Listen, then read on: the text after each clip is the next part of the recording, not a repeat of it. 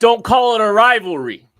The Kansas City Chiefs dominate little brother, the Baltimore Ravens, 37-20 to go to 2-2 on the season. What's up, everybody? Kent Swanson, Matty Lane here, celebrating a Chiefs dominating performance over the Baltimore Ravens yet again.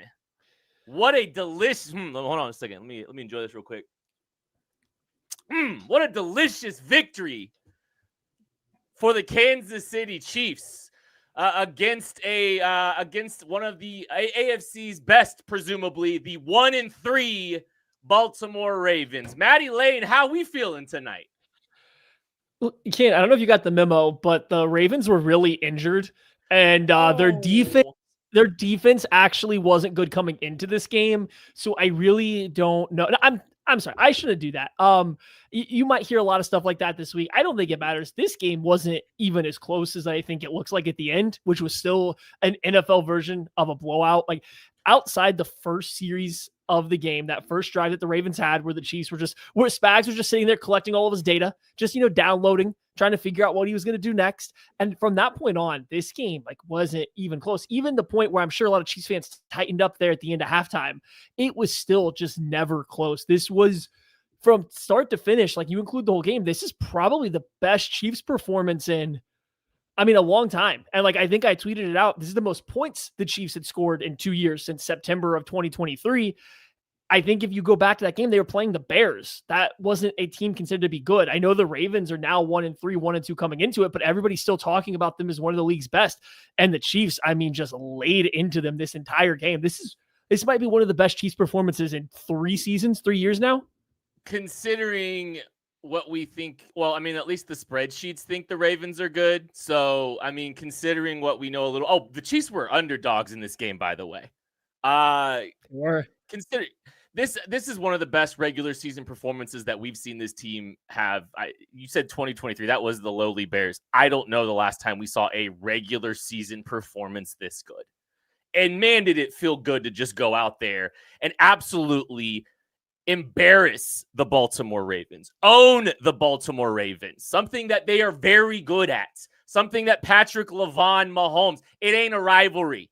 It ain't a rivalry. It never has been, and it never will be. Lamar is always going to be the bridesmaid to Patrick Mahomes, and it happened yet again.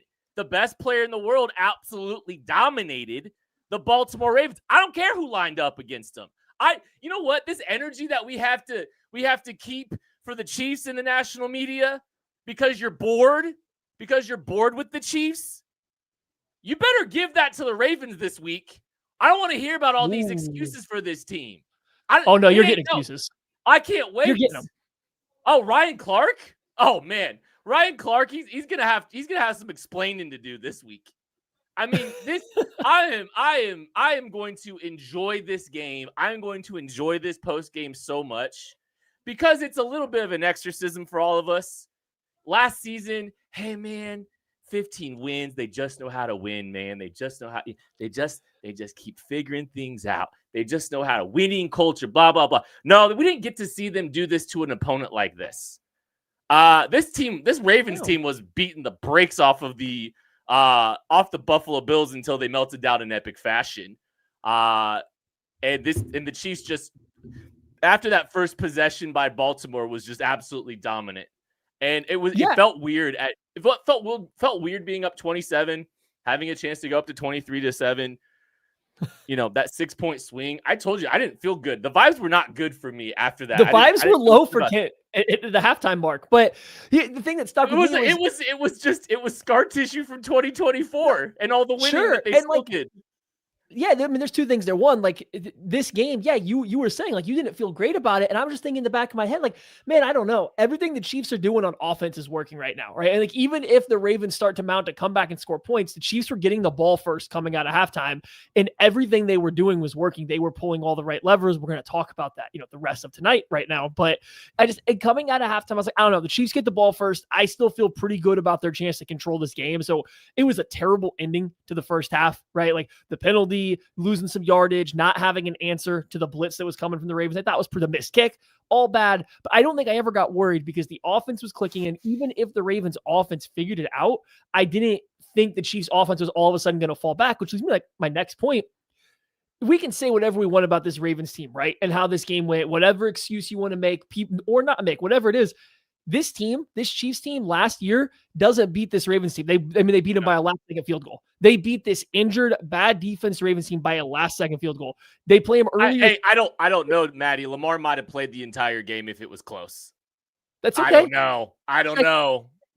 Just like every other time they play the Ravens. It's still a one-score win late, like last year, right? If they played them earlier this season, they lose this game. I don't care if the Ravens had injuries and they have a bad team. They lose this game if they play them earlier in the year. What they did today was not the same team. Like, they weren't playing the same as they had the past 390 days now, right? They put their foot down on the throat and they kept going. Andy was being aggressive in spots to put the game away. They were trying to push the ball downfield. When it wasn't there, it didn't just become the check down RPO show. Like, they were doing all the right stuff. So I don't care what the excuses are. I will sit here and say the Ravens have a bad defense, and they did have some really bad injury luck coming into this game and during the game. That doesn't change the fact that the Chiefs of the past year and a half do not win this game by more than one score. No chance. And this one, they win by 17. They essentially blow them out in the second half. So much so that the starting quarterback is hurting his hamstring too much to come back into the game. Like, that's a different Chiefs team than we have gotten lately. I think if that game's close, I think Lamar plays. But the Chiefs were just absolutely bopping this team. And he wasn't getting hit every other play. You think he stays in? Yeah, Spags made that hammy hurt, buddy. I mean, Spags was putting a lot of pressure on that hamstring. The Chiefs are, Grayson Jaspers. The Chiefs are 6-1 against Lamar Jackson. Yeah, and I remember the one time the spiritually 7-0. I know. Yeah, they were owning, and then it's like Kirby versus Bama. Like, yeah, you won one, but did you really? It was like, does it really count? Yeah, it doesn't really count. The chat is not going to let, I think, it go until we just address this very quickly. Matty, who did you pick to win this game? I picked the Baltimore Ravens to win this game. And I might continue to do that every single game from here on out. I believe is the formula that we have settled on. I will continuously pick against them, pick for the Ravens to win, and the Chiefs will hopefully win. I love it. I think it's great. This is tremendous. But hopefully we can just all at this point let's just leave Matty alone the rest of the day and let's just all bask in the glory that is the Kansas City Chiefs. Chiefs absolutely owning the Baltimore Ravens in this game. So much fun. Well, hold on. No, I'm coming for the chat. How come none of y'all were in the chat asking who I thought won week 1 and 2? Where were you guys when I picked the Chiefs and they lost? Why were your guys' little fingers not working then? Huh? You want to come at me for picking wrong this week? I better see you when the Chiefs lose and I pick them as well. Keep that same energy, cowards. This is the same national media energy. Keep that same energy. I really can't wait to hear all the. And by the way, I want to congratulate the chat too. By the way, I just want to congratulate you all in the chat. And if you're listening to this after, I want to congratulate all of you for having as many catches and yards as DeAndre Hopkins in this game. So just wanted to shout all of you out for that and just thank you for and just congratulate you for that simple fact. I know we're gonna, there's gonna be so many excuses for the Baltimore Ravens. The Chiefs dominated them off, on defense. They dominated both sides of the ball, really. But I think the offense, we need to talk a little bit about this because this is the first chance that we got to see really the Xavier Worthy experience for 2025. A game plan with him involved. He leads the team in targets. He leads the team and tied for the league in reception, or tied for the team in lead in receptions, and leads the Chiefs in receiving yards. Also leads the Chiefs in rushing on this game as well. 5 catches, 83 yards for Xavier Worthy through the air. 2 carries, 38 yards rushing for Xavier Worthy in this game. He opens this thing up for everyone. And you kind of got an idea of that in this game, the gravity of Xavier Worthy, the impact of Xavier Worthy, and how good everything else looked around him when they got him involved. Oh, for sure. I mean, like from the Chiefs going downfield, getting Worthy involved immediately on like a little short pass to like essentially start the offensive game plan, kind of felt like it was them making a statement and then them hitting him downfield very quickly, almost hitting him right after that too.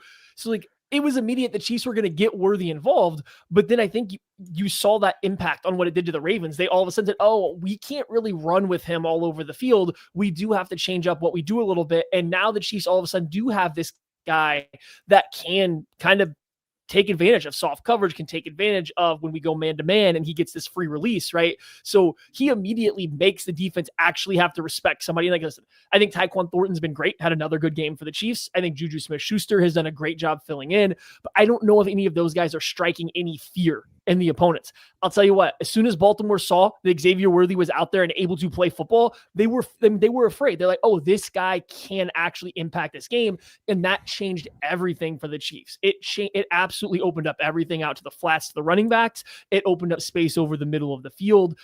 And it was a big difference. And I think a lot of people might boil it down to the speed. And sure, Worthy's speed matters, but it's his ability to get open. It's just the fact that he is a real NFL wide receiver that can run real routes, that just happens to also be really fast. And it just allowed everything else to flow. So it was huge for the Chiefs to get Worthy back. And I think when you go back and watch it in all 22 and see everything, we're going to see the Ravens defense playing entirely differently because of that compared to how they were getting played. The Chiefs offense were getting played earlier in the year. So you're telling me the demise of the Kansas City Chiefs offense was greatly exaggerated? Is that what you're trying to tell me here? Maybe. Well, Xavier Worthy have averaged 0.7 EPA per play on pass targets and 1.45 EPA per play on runs. So I think that's pretty good. That's just, adding almost an entire point to the team, or over a point every time he touches the ball. That's kind of good. Yeah, he was unbelievable in his first game back. And like, he's a star, man.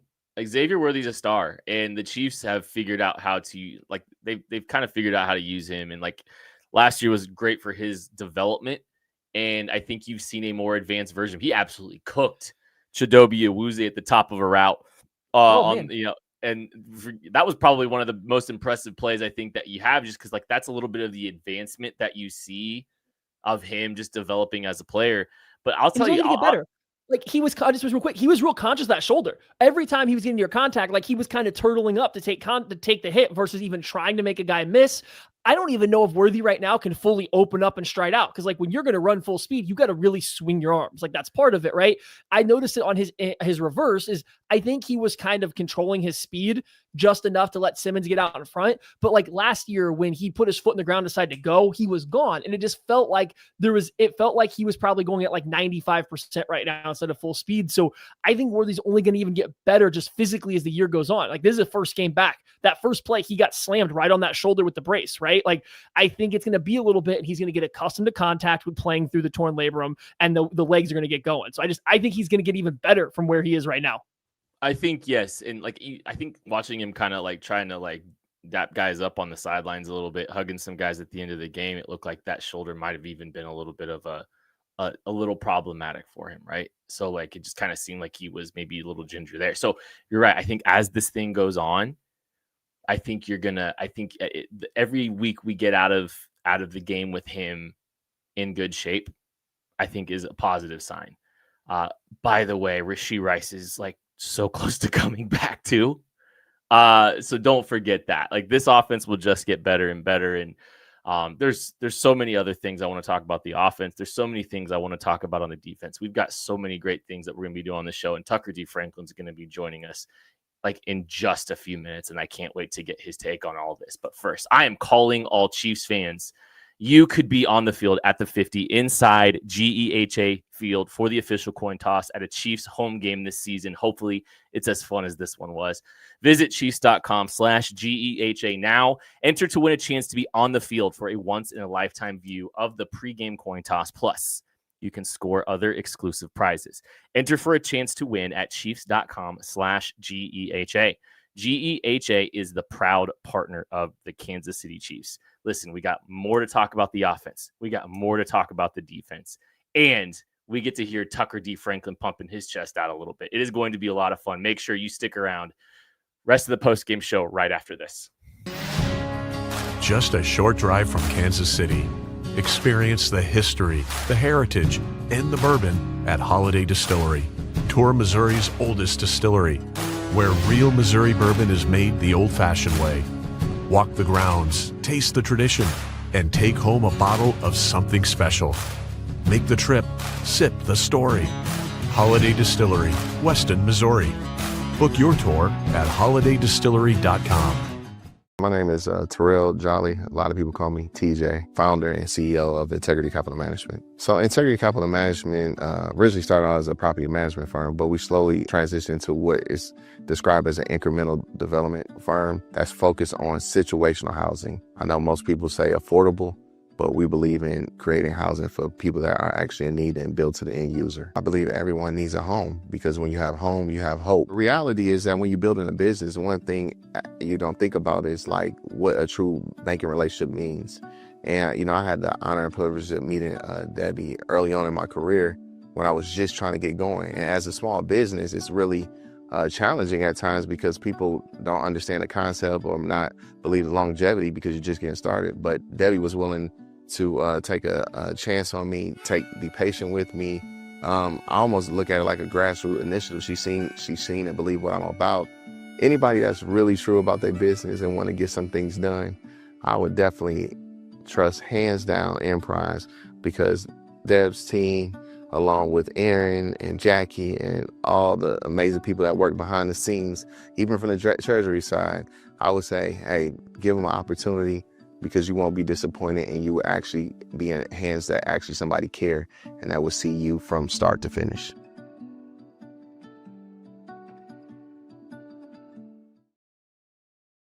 An absolute beatdown of the Baltimore Ravens, 37-20. Kansas City Chiefs dominate Baltimore, the 1-3 Baltimore Ravens. Wonder if they're going to bury them the same way they've been burying the Chiefs. We'll find out. Tucker D. Franklin is with us now. The D stands for domination. Tucker Franklin, how are we feeling after this victory?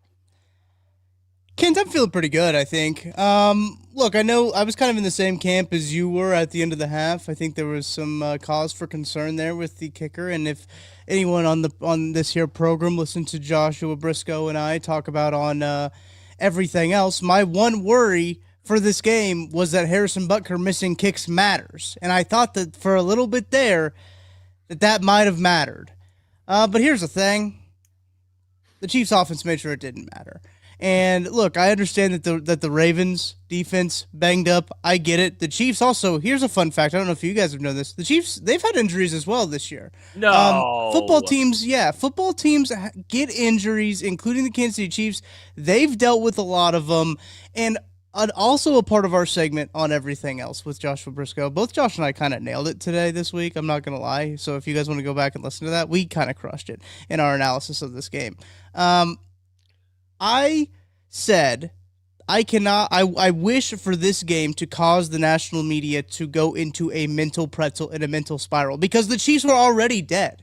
I thought the Chiefs were already dead, according to them. The Ravens were supposed to be the next big bad thing in the AFC. They were supposed to be the team that takes over, them and the Buffalo Bills.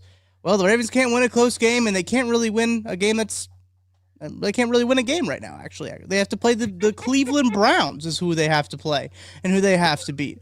But I have already seen the goalpost moving going on online. And it's the most predictable thing that could have happened. The goalposts are moving. Well, the Ravens actually, everyone knew coming into the game and coming into the season that they had a bad defense. Everybody already knew that. So this isn't that impressive of a game. Well, they were favored. They were favored. Yes. So I want people to be out there. I know that the fine people in our chat, the fine folks in our chat, know. They already know that the goalpost moving is being done. The narrative shaping moves and conversation pieces are already being placed. The seeds are being planted. Do not be susceptible to those things. Do not let anyone tell you that this is a less than impressive win because of what happened, or because of who was wearing the jerseys for the Baltimore Ravens on the other side of the field. This team made Lamar Jackson not want to go back on the field. That's an impressive win. I don't care. Yeah, I mean, I agree with everything we said. We already kind of talked about it. And I think the thing bigger than just like being an impressive winner, everything from the Chiefs here is that in the past, like this year, last year, they wouldn't, like I said, they wouldn't have done this. This game wouldn't have played out the same. So I think them stepping up when it mattered, actually just kind of taking care of business in a way that was very impressive, mattered. It wasn't, it was businesslike, but it also had the feeling of the old Chiefs where they kind of felt unstoppable. It kind of felt like things were coming downhill. And so let's get into more stuff offensively so we can talk about the defense. Offensive line, I know the Ravens defensive line is a little banged up. Offensive line played pretty darn good. They were giving Mahomes a lot of time back there. He wasn't under a ton of pressure. I know unfortunately, Josh Simmons has given up his first sack, and it stinks because I think it was like on a quick set. And he eventually lost. Like, it wasn't a good play by him, but it just sucks to give up your first sack on a quick set that ends up being like a typical 2.5, 3 second sack. But he gives up his first sack. And outside that, the Ravens weren't getting pressure without blitzing. Everything else like that was blitzing. And hey, Chiefs still need to figure out their answer to the blitz. It seems like it's a little off this year compared to years past. But besides that, offensive line played great, I thought, in pass protection. I even thought, their run blocking was better for them. It may be not the best given how terrible the Ravens have been versus the run and the injuries, but overall, I think you saw the Chiefs find some success on the ground, even with their running backs, especially as the game wore on. So, hey, 2 thumbs up for this Chiefs offensive line. That who would have thought? You give Patrick Mahomes some weapons that are kind of healthy, and you give him an offensive line that maybe isn't like a complete just wet paper towel, and they put up 37 points. The weapons aren't done coming back either. And look. Hey, I know like everyone was freaking out, 7 days ago, 8 days ago when the Chiefs were 0-2, whatever. Boy, that offense with Rashee Rice and I don't know, Alvin Kamara for the rest of the season, that would be kind of fun, guys. I don't know. That might be a fun little offense to watch. Alvin Kamara coming back up. Alvin can come back up Brashard Smith. But no, like the vibe should be high. And Matt, you said like, hey, look, like they got to find some answers for the blitz. You're right.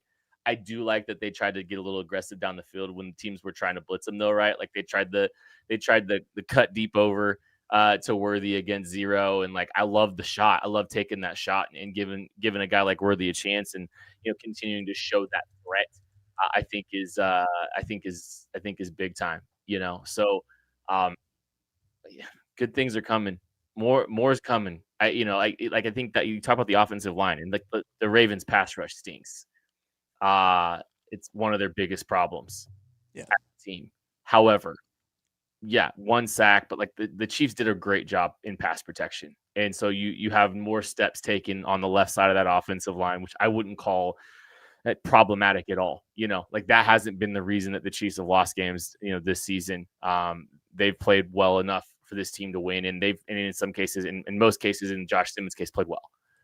That with Xavier Worthy's return and Rashee Rice, like there's all kinds of reasons to be excited about the offensive side of the ball, and help is still on the way, man. Help is still on the way, and it was just fun to see this team absolutely light up the scoreboard, and the funny thing is like early on some red zone woes, but like, hey, let's give the Chiefs some credit here too. Like they found some success in the red zone as that game went on. Yeah. The woes did not continue. They put a lot of points on the board. It very easily, this game very easily could have been 40-10. Like very easily could have been 40-10 without the garbage time Justice Hill touchdown and one field goal goes in and another one doesn't even happen because the Chiefs get to pin the Ravens back deep. So I'm over the moon with what happened today. I don't care what you say. You can't tell me anything today. Anything else on the offensive side of the ball, Tuck? Yeah, I got something. Matty brought up the offensive line. Juwan Taylor did not have a penalty today, and that's a big thing to celebrate because that seemed to be a usual occurrence. There was actually an illegal formation called not on Juwan Taylor. So shout out to Juwan Taylor for lining up correctly in a game. Shout out for him not getting a hold, no false start. I don't believe there were any. I guess a illegal formation is a procedural penalty, but there weren't any false starts or holds, I don't think, on the Chiefs I can recall off the top of my head. I don't remember how many penalties there really were. There wasn't. It was a pretty clean game all around, truthfully. There was that one drive where the Chiefs petered out, where Mahomes ran past the line of scrimmage and then back behind the line of scrimmage to try to throw. Like that drive, that was the illegal formation was the play before, and then Mahomes did that penalty, and that kind of just stalled that drive out. But that was like the only time that penalties became a factor. It was a pretty well officiated and well played game in that regard. But I did think that, like, I don't really know how much you guys kind of talked about it a little bit, but like we probably need to talk about more about Patrick Mahomes' stat line in this game. Because 25 of 37, 270, 4 touchdowns, no picks. Like this is a vintage Patrick Mahomes game. This is a 4 touchdown game from Patrick Mahomes. And boy howdy, this was a y'all forgot game. This was a game where Patrick Mahomes came out here and said, "Oh, you guys forgot what I can do. You guys forgot that I haven't had my top 2 receivers for 4 years, it seems like. You guys forget that I have been dragging this offense on a hurt ankle, on my back for a couple years now. Ever since I won the MVP, I've been dragging this offense. Now we got things going. I got a guy back that I can trust." And just having you guys already talked about Xavier Worthy, but just how much he affected the defense by just being on the field is incredible. And I think like that is one of the things that when I kept looking at this game, Matt Verdum and I talked about it on our game preview episode that we did. When I kept looking at this game, I was thinking, I don't feel like this game should be close. Like I felt like the Chiefs were the better team on paper. I really did. You go back, check the tape, go pull the film if you guys want to. Pull the all 22. I really thought that like, hey, the Chiefs have the opportunity to do something that they don't do very often, which is dominate a football game from point A to point B, and that's what they did. And they surprised everybody by doing something that they don't do. Yeah, I have to break in with this. Go ahead. 36 minutes ago, game still going. BJ Kissel. Ever heard of him? Andy Reid is going to come out and say Matt Nagy called all the plays today, and it's going to be hilarious. Here's a quote. Andy Reid on Xavier Worthy's performance. "I thought the way Matt used him was smart." Yep. I saw that. Oh, yeah. Andy sees all your... Well, Andy has somebody see all y'all's tweets. That's what's happening there. He has somebody that sees it and tells him. On Mahomes, that's hilarious. One good foresight by BJ on that one. And it's very predictable, but good foresight to connect it. To Mahomes' point, listen, Pacheco catches a screen. That might be another touchdown instead of a field goal, right? They ended up taking a field goal on that drive, if I'm not mistaken, or did they get a touchdown on that one? I can't remember, but still, that's passing yards. That's another touchdown. Some passing yards is going to the Mahomes stat line on that play. And all Pacheco has to do is catch that, and he's probably scoring a touchdown. It's not the most difficult play for Mahomes, but like it's still, we're talking about stats here. That's going to put him up over 300 at another touchdown. He just missed one of those deep shots to Worthy in the end zone, and some of the deep shots to Worthy, it still feels like either they're a little bit off or he throws them a little safer. He puts them a little out of bounds. He puts them a little too far. Like with Thornton, it seems like he's a little more willing to give him a chance to fight for the ball. For Worthy, it does seem like he's trying to, take him away from guys a little bit more. And maybe it's accidental and not on purpose, or maybe it is, but like they were close to hitting another deep shot. The touchdown throw to Juju Smith-Schuster was a rocket. That throw was a seed. They did the slant flat RPO, and he looked at the flat and slung that sidearm slant to Juju as well. Like it's like not a full on no look, but it's a half no look. Like Mahomes was feeling it. The fadeaway against this cover 0 to Kelsey. I mean, these throws, he was dealing in all different types for this game.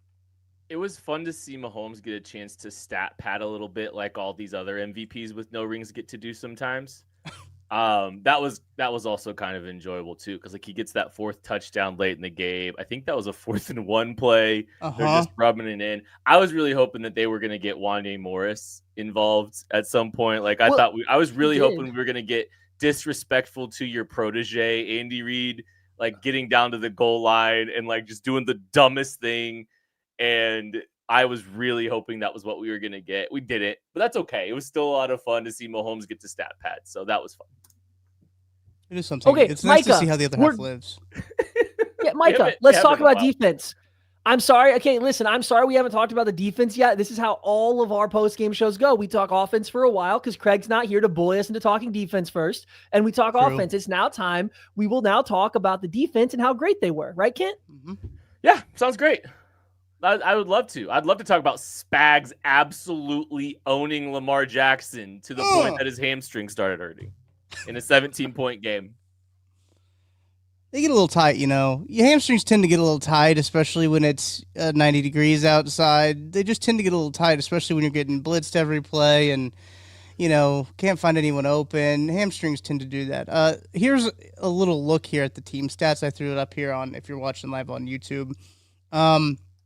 18 first downs, 7 on the ground, 10 through the air. Look, total net yards, 360 for the Ravens.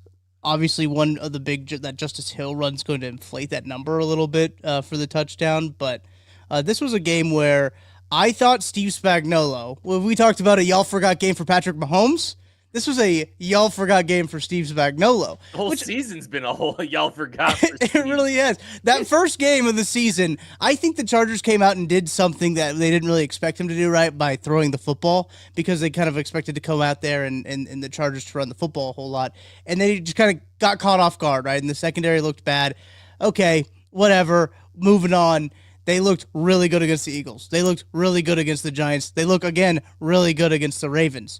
So we talk about this all the time about Steve Spagnuolo being the best one-off game coordinator, and he continues to do that, put together these game plans against these quarterbacks that are very high-level quarterbacks, and he is able to make them have numbers that are way, way, way off of their averages. What I thought was really impressive, and I was kind of on this from the jump, the Ravens came out and they moved the ball really well. Like that first drive, it was like, oh, and I tweeted out the meme. I don't know if you guys saw this. I tweeted out the meme. Very nice. Now let's see the unscripted drives, because they've been working on that first 15 for a long time. For the whole week, they've been working on that first 15. And at halftime, I had tweeted out the Ravens team stats after the first drive. Steve Spagnuolo adjustments are, guys, I mean, we know this about Steve Spagnuolo. His adjustments coming up after that first drive, Matty, you mentioned it already. Lamar Jackson's number since the first drive, 7 of 13, 58 pass yards and a pick. And then you had the whole Ravens team, their stats, 14 plays, 4 first downs, 57 net yards, that's with penalty yardage included, a pick and a turnover on downs. The Steve Spagnuolo adjustments in that first half of the game really set the tone, I think, for the whole entire game. And he had, not only did Steve Spagnuolo, but Arrowhead Stadium had Lamar Jackson in a triangle choke. They had him in a mental triangle. They were giving him noogies. They were giving him wet willies. They were bullying Lamar Jackson today. And I think, look, I think most people can acknowledge that there are flaws with Nick Bolton. Mm-hmm. And he gets dunked on plenty. Yeah. Nick Bolton was awesome today. And he was awesome in how Spags weaponized him, how he blitzed and how smartly he blitzed. They spy him, and then they the blitz where they spied him with Bolton, waited for the basically protection to clear, and then rushed him was perfection. Yeah. He played a tremendous game today. He had an outstanding game. And I know that he got picked on a little bit the first possession, and there's the coverage stuff. But man, that dude played fantastic. And he had a rough start last week and a great finish last week. And this week it was pretty much outside of a little bit in the first possession, a great performance from him. This is why they value him the way that they value him. These moments, this game, and the stuff that he did in this game are the things that he's valuable to, right? Yeah. You get to be exotic with Nick Bolton on the field. You get to be a little bit more dynamic with the other 10 players on the field with Nick Bolton on the field. Mm-hmm. And Nick made some plays in this game, and he deserves a lot of credit for it. Yeah. So go back to Spags, and we're not getting to the point of the he can't just keep getting away with this meme, but apparently he can. This is 3 straight weeks where he's just kind of living in this very different, non-traditional, extreme game plan for essentially an entire game, except for, the first drive when he's kind of figuring out what's going on and feeling it out. And then maybe he'll throw another drive in there where he doesn't, or play a little prevent. But in terms of when it's really a game, this is the 3rd week in a row where he's kind of done something a little bit different that's been, I don't want to say off the wall, because nothing was crazy. It's just in the extremes. He's definitely calling a game in the margins, and it's working. Like they only blitzed, it looks like, as of right now, at least I got Lamar a third of the passes or dropbacks. It felt like way more, but I also wonder how much of that was only having a 3-man rush and then adding one person on later. How much of it was showing, bluffing your pressure and dropping out? Because it felt like they were getting after Lamar a lot more often than that and making him feel uncomfortable. And then to your point, like the way they were using Bolton in particular to spy, but then rush once the protection had to declare which way they were sliding. He was doing a good job of reacting to Lamar. He was spying Lamar, mirroring his movements, but once Lamar showed which side he was going to go to, that's when Bolton was rushing, right? That's exactly what we talked about leading into the game too. That's what the Lions did. Like, hey, you want to make Lamar show his hand and then you follow. And the way that Bolton was able to enact on that, the way he was able to trigger downhill, he was doing a great job of avoiding blockers, trying to peel off and get him. There's a couple plays where they gave us a good end zone view and you could see him. He's not going to trick you for an edge rusher, but he was bending and looping around some like offensive linemen trying to peel off and get hands on him, and they were unable to. And he's forcing Lamar to make very uncomfortable plays consistently. They dropped Leo in a couple times to this exact same spot. Like, it was a fantastic job by Steve Spagnuolo from start to finish of this game, kind of figuring out what the Ravens wanted, bypassing the scripted plays, getting him, and going back at them with what he had. And then Bolton, I thought, played, one of his best games as a Chief. And it wasn't for doing a lot of stuff. It was essentially just running after Lamar, but he did a very good job of it, which a lot of guys haven't. Per Nick Jacobs. This is actually Nick Jacobs per Next Gen Stats. This is Nick's. Yeah, This is Nick's tweet. Per Next Gen Stats, Nick Bolton had a career high 5 pressures on 10 pass rushes. Bolton was unblocked on all 5 of his pressures. Wow. Tied for the second most unblocked pressures in a game since 2018. I mean, the Spags Bolton battery was unbelievable today. Like, it makes a lot of sense, right? Like, we know this about Nick Bolton, is like, you don't really want him in coverage. Apparently Leo Chanel's your coverage linebacker now. Hey, but I mean, Chiefs head coach Andy Reid, like, you brought Leo. Yeah. Leo's interception was incredible. Just being a football fan, that was an incredible play. That's from Andy Reid in the press conference. It was a great play. Truly shocked. Yeah, I was shocked. You shouldn't be shocked. Like, he's an incredible athlete. Well, he's always been an incredible athlete. I think we should be shocked. Leo has definitely had a target on his back in coverage for a year now. Like, we can be shocked, especially he made the interception. Not that he was able to run with Mark Andrews on that play, that he could have forced an incompletion. The fact that he was able to come down with that interception, that's shock-worthy, and that's okay. They were playing Leo Chanel more as a defensive end or as an A-gap mugging stand-up defensive tackle up to that point than as a linebacker. So we're allowed to be shocked that that guy came up with that interception. They did some fun things, but like part of the reason I think that interception comes about is because they were doing some unique things with them, right? Oh like, yeah, Bolton, I'm pretty sure was in his face when he chucked that thing up.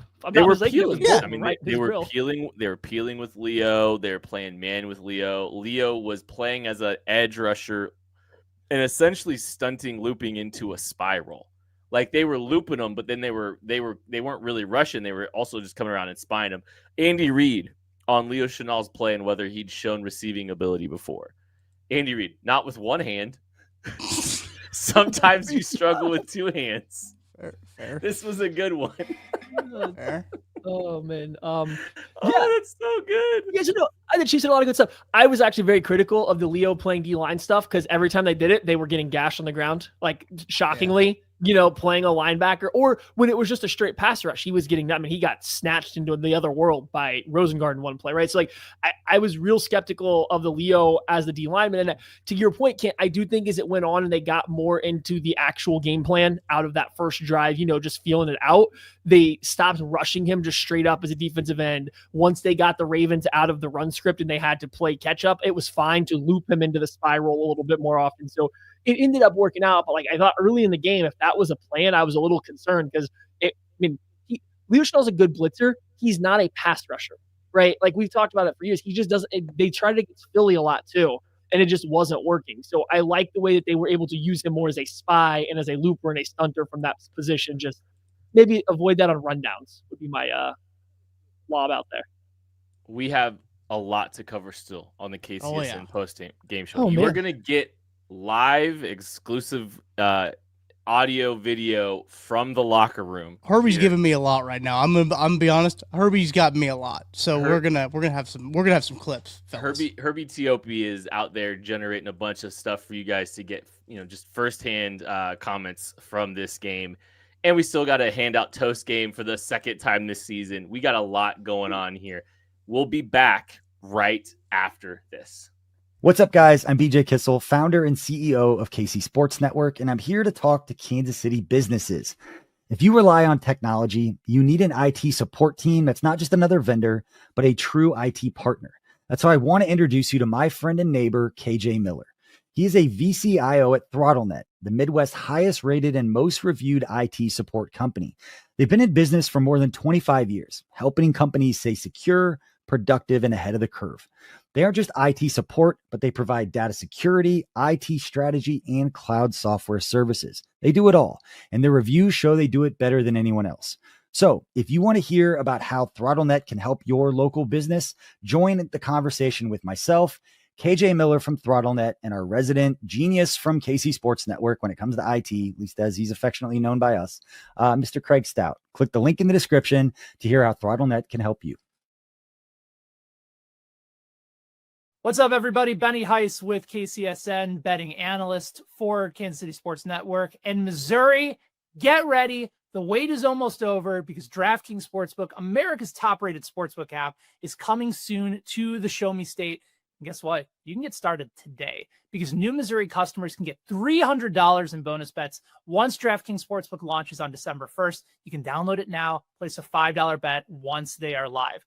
Guys, DK Sportsbook brings everything you need to really elevate your game day. You got live in-game betting, super fast payouts, endless ways to get in on the action, all right from your phone.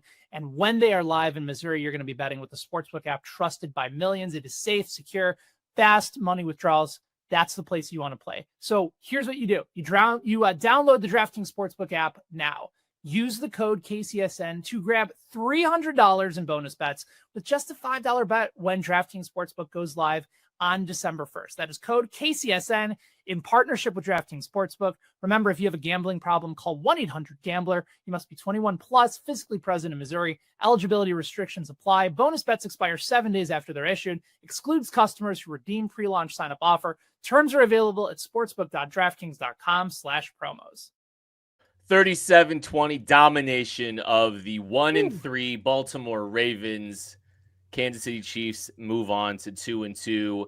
Oh, by the way, the Los Angeles Chargers lost to that pesky New York Giants team. Did you see another AFC West result? The Chicago Bears beat the Raiders last second. Hey, Kent, what's the Ravens record again? I don't know if I've heard it yet.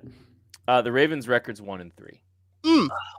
That's tough. Yeah, I couldn't imagine. I don't even know in what reality that would be. I don't know.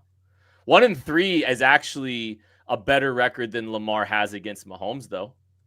To be fair, that is true. So there's same amount of wins. So there's that. Boy, I'm telling you, man. Vibes are high. Vibes could not be higher right now. I think I needed this. I don't know if you guys felt the same, but it kind of just feels like is that a diet Dr. Pepper? Yeah. I went the hard stuff. I went with a full sugar heavy, Dr. Pepper. He wants the heavy soda right now. I went with Dr. Pepper heavy. We are having the old person conversation right now, calling Dr. Pepper the hard stuff. Okay. Good Lord. I'm uploading the clips that Herbie sent me. I will say there's 5 clips. All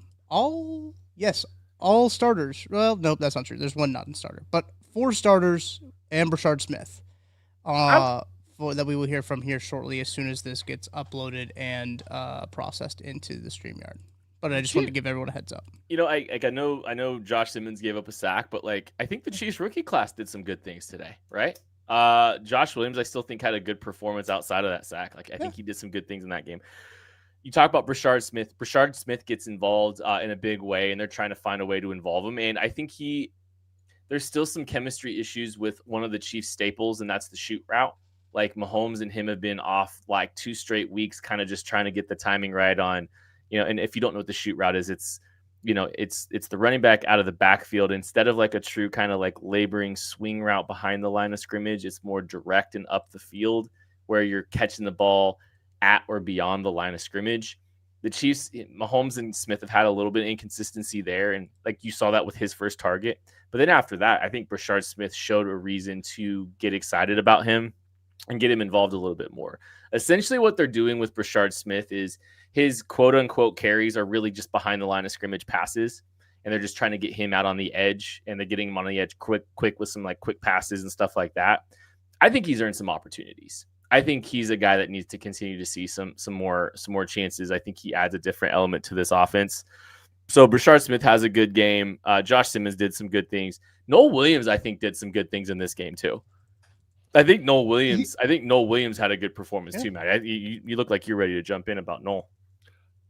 Just all of them here. I think the usage of Brashard Smith makes the most sense. I think that Chiefs fans are like, getting a little itchy because the rest of the running back room isn't overly exciting and they want to see Brashard Smith go out there. But I think using him in pre-snap motions or getting him quick out into the flats, to catch the ball or get these like end rounds and stuff versus as a traditional running back, I think is definitely the right move for him right now. And I mean, he had a really nice move, I believe, on his first catch and the second target where he got some extra yardage. But a lot of times when he's catching the ball right now, he's going down a little early. So, I get the slow rollout from Brashard Smith, but I like the usage. I like using his speed and open field ability to stretch out defenses, like Craig Stout was saying when we did the lab earlier in the week about how they used them against the Giants, using that again in this game along with Xavier Worthy. So you have two different guys that you're kind of creating this horizontal stretch with now. So that was fun. And then Noel Williams was a big one.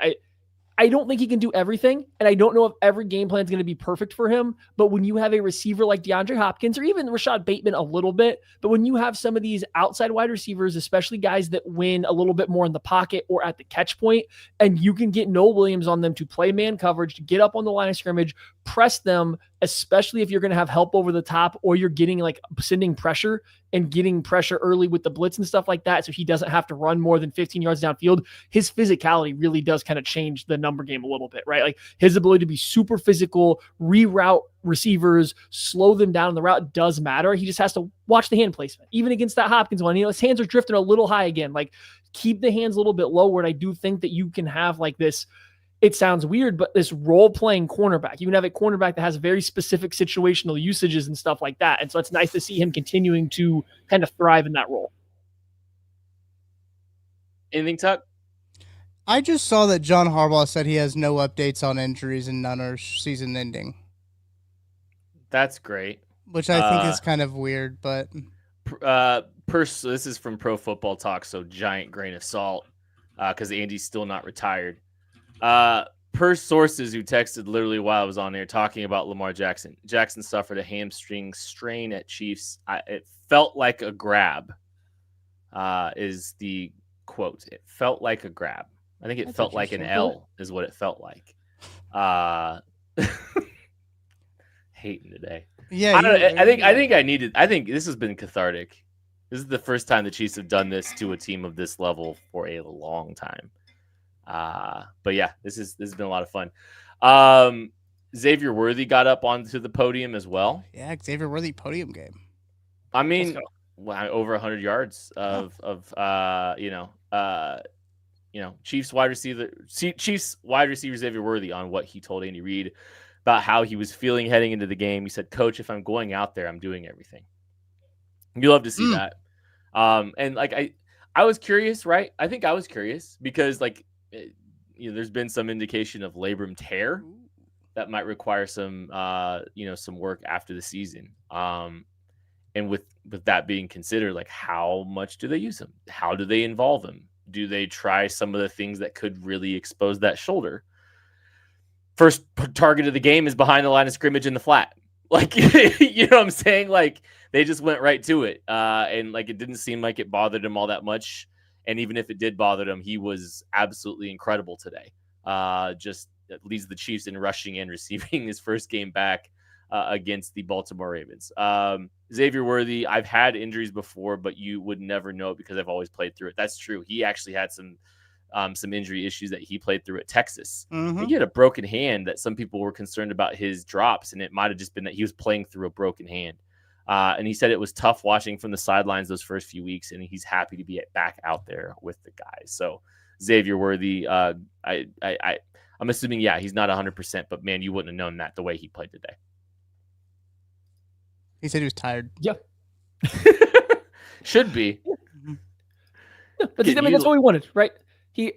And the thing is, like, the way he might have to play this year, because again, listen, that shoulder's not going to that shoulder might feel a little better with time, but it's probably not going to feel a lot better. Yeah. Right. It's torn labor. It's not getting fixed till surgery comes. That thing's going to be in a brace. It's going to hurt every time he has to reach. It's going to hurt every time he gets slammed down, and football's going to make it worse. So there might not be a lot this year where he feels super comfortable taking on a ton of contact, right? Like it's an unnecessary risk for a guy that's playing with a very, very injured body part, right? And there might not be ability for him to really open up and run like the fastest player in the NFL. He's still fast, but like he might not get to fully open up and go. So, hey, you know what's really good for that? Maybe being wide receiver 2 when Rashee Rice comes back, right? Mhm. Once Rashee Rice comes back, there's not a pressure for Worthy to have. Maybe he still can, but he doesn't have to have 120 yards for this offense to go flying off the wall. So that's the good news for him. And like, hey, I don't think anybody was questioning his toughness and the fact that he went out there, immediately gets slammed on his shoulder and is like, nah, I'm still staying in this game. We're still doing all this was good to see. And I'm obviously very glad he did not get re-injured and hope that keeps up. Yeah. Well, we don't have Xavier Worthy to talk to in this little segment here, but we do have clips from the locker room thanks to our fearless beat reporter, Herbie Teope. He is at Arrowhead right now. We've got sound from Creed Humphrey on the offense. Brashard Smith talking about getting some more extended action in this game. Jawan Taylor, Jaden Hicks as well, and then Shamari Connor. You will hear those in that order. Here is sound from the Chiefs' winning locker room after them beating the Ravens. Offense puts up 37 points. Yeah, against a Ravens defense that came in here ranked 32nd. What did that feel for y'all to fire on all cylinders like that today? Felt good. I feel like we did a good job executing, did a good job in a critical situation. So just proud of the way the guys handled this week and got ready to roll for the game. Felt good to, especially given the way the season started, to have that kind of explosion today. Yeah, definitely. We knew all we needed to do was execute. So I'm proud of the way the guys stepped up. Handled the week, really focused on the game plan, schemes, all those things, and it showed off. Complete team win today. What went into today? Just everybody being together and just everybody on one goal just to win. Knowing what this Chiefs offense is capable of, what did it feel like to put up that many points? I mean, 7 of 10 possessions, y'all put points on the board. That's just what we do. I feel like our offense is explosive. We just got to go out there and show it. That's what we do, bro. How did it feel for the offense to have that kind of performance today? It's put points on the board, 7 out of 10 possessions. Electric, man. It felt really good. We had a great week of practice and preparation for a great defense like them, and we just went out and executed. How would you think this is going to jumpstart the offense for the rest of the way, especially after the way the first 3 games went? Definitely gives us hope that we have a great offense. We just got to keep building off of this performance and just go week to week from here. What went into that defensive performance today to stop the Ravens offense that entered the league, entered this weekend ranked first in the league? Yeah, I mean, I guess it was just a mindset going through this week. They talked about how they could out-physical us, so we just had a chip on our shoulder, ready to attack this week. And, I mean, we went out there and executed everything, and you see the results. The way the league goes from week to week, what kind of message do you think this performance sends to everyone else who may have counted out the Chiefs already? Right. That first couple weeks obviously wasn't our best, but now that we're stacking on top, it just goes to show how lethal this group can be, and we're just going to keep on stacking, keep going. I feel like this isn't even our ceiling yet, so we're still climbing, we're still achieving better each week. What went into that defensive performance today against the Ravens offense that entered the week ranked first in the league? Yep. We just got a lot of hungry guys on defense, a lot of guys that play together, and a band of brothers that's go attack every play and play to the best of our ability. What kind of message do you think this sends to the rest of the league? I mean, because a lot of people started counting out the Chiefs after the first 3 weeks, but a convincing win like this, what kind of message does that send? It just shows, we still the Chiefs, we still coming out and playing our hardest, we still flying around, we still, putting up points on offense. So we're just showing that we are who we are. Live sound from the locker room after the Kansas City Chiefs beat the brakes off the 1-3 Baltimore Ravens. We would be remiss if we didn't close this game out and close this post-game show out with a delicious toast game, as we always do.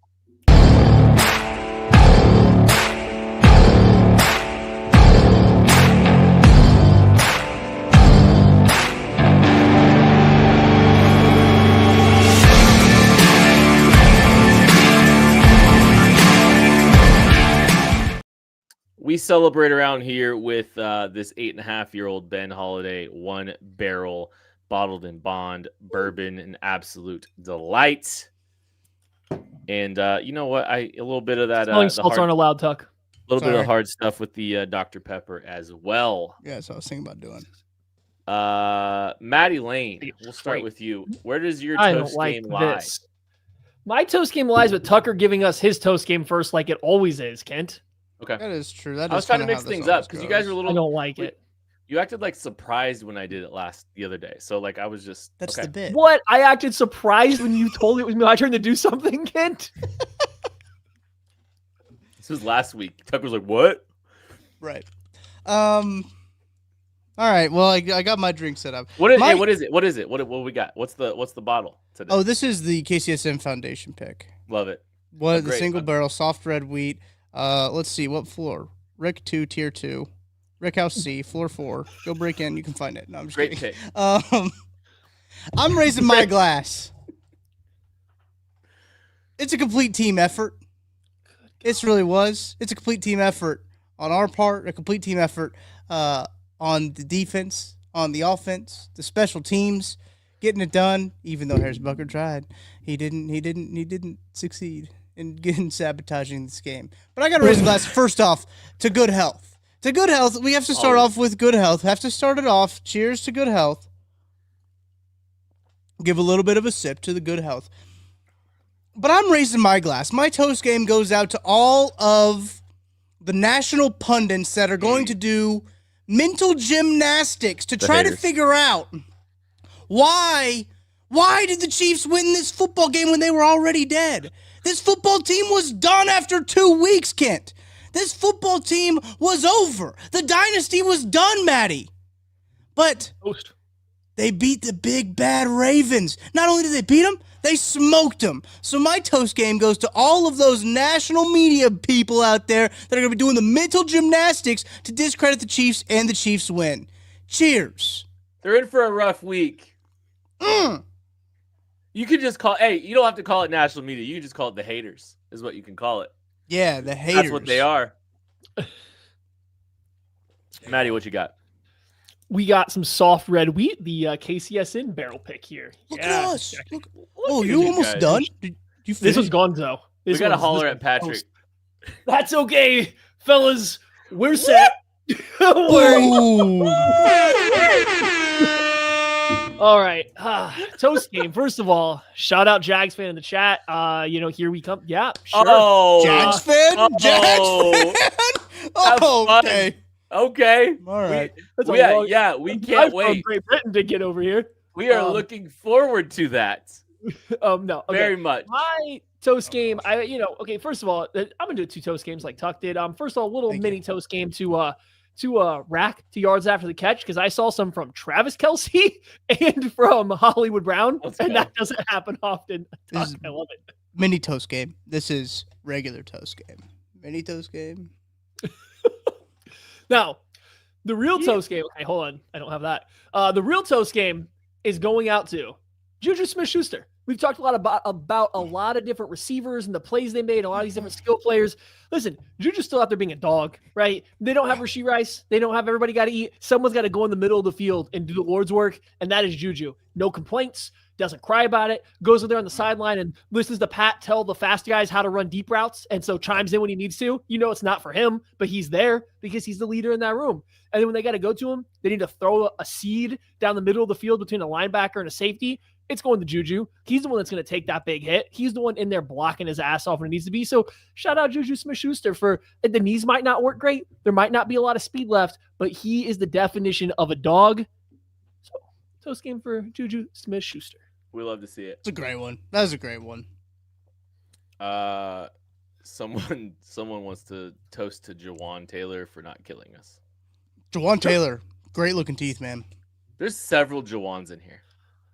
Just so you know. No penalties to Jawan. I ran a poll as well, Kim, but after you give yours, I'll give the poll.